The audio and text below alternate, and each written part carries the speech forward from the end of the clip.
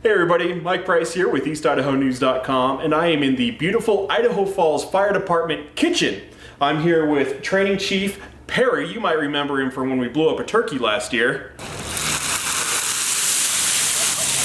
That was a lot of fun. But we got something else cooking up today. What are we going to do?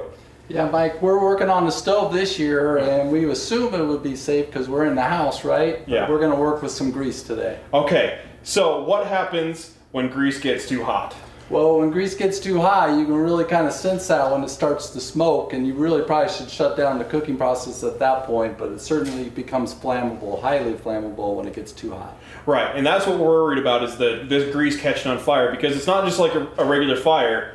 You gotta be careful with putting this out. Yeah, if you don't put it out the right way, if you add water to this, which is what a lot of people would want to do, it's gonna make it 10 times worse. Right, so what happens? Let's talk about that. What happens when water is thrown on a grease fire? So water just adds to the heat, and really what you get is it starts basically sparkling and spitting that grease out all over your counter, and then that adds to the fire outside of the stove. Okay, so if you remember last year with the turkey, that's what happened. We dumped it into really hot grease, a turkey that was still frozen, so full of water, and flames everywhere. That's right. And so that same thing can happen here in the kitchen, and I imagine this happens fairly frequently. Well, yeah, if you look at the numbers, about 160,000 home structure fires in the United States alone in 12-month period.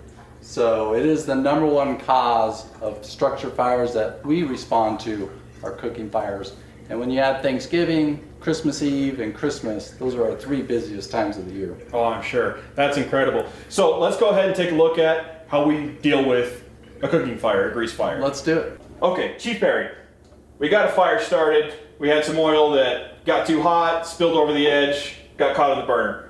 How do we deal with this? This is really what's going to determine if this is going to be a major fire or a minor fire, right? First thing we want to do is shut off the heat source, right? Okay. The next thing, we should always cook with something nearby that would allow us to cover this flame and really take away the oxygen, and that's what we need to do. We want to work away, and we want to actually just cover the flame, and then that puts the fire out. Okay. We really don't want to move this until it's completely cool. We should just leave it there. Okay. Really, it would be okay if you move it off the hot burner and move it to a cooler one, but don't try to take it outside at this point. Okay, and just really the leave it. big message, yeah, is when that is actually a flame, a lot of people want to immediately grab it and start running for the outdoors. And then you end up burning yourself, dropping it all over the floor, and then you have a grease fire in your kitchen. Oh no, That's bad. and that would be bad. So what can you do if you don't have a lid or something that can cover up a pan? So what they say is actually salt is a good absorber of heat, Okay. and baking soda. Now that becomes a challenge because baking powder actually works the opposite.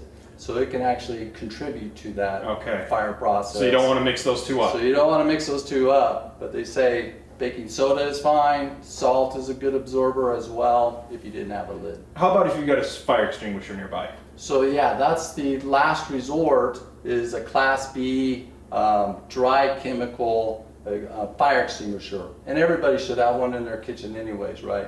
The problem or the challenge is that if you get too close, that there's a lot of power behind that extinguisher, and it could actually push it out of your pan onto your countertops, for instance. But certainly that is an option as well. Okay. Well, Chief Perry, thank you so much for letting us see how this is done, and thank you for watching. Now, be careful this holiday season. We got Thanksgiving, Christmas, and whatever else you celebrate. So be careful, and don't have to call these guys out.